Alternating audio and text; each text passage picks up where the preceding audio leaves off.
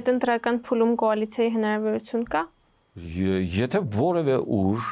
50 պլյուս չի հավաքի, ապա պիտի ձևավորվի կամ կոալիցիա կամ նոր ընտրություններ։ Ես չեմ կարծում, որ այդ նորը մեր ժողովուրդը ուզում է օրը մեջ ընտրություններ անել, ավելին մենք Իսրայել չենք, այդ հնարավորություններ չունենք։ Եվ եթե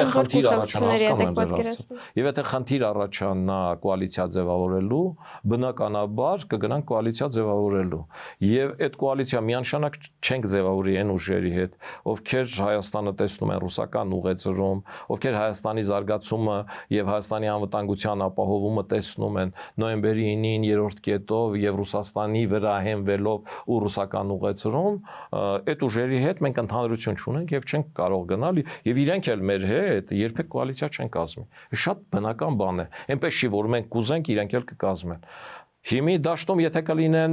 այնպիսի քաղաքական կուսակցություններ, որոնք լրիվ պրոարևմտյան ուղում են եւ մեր մոտեցմամբ են, միանշանակ իրանց հետ կկազմենք։ Եթե չեն լինի, կմնան բալանսավորողները։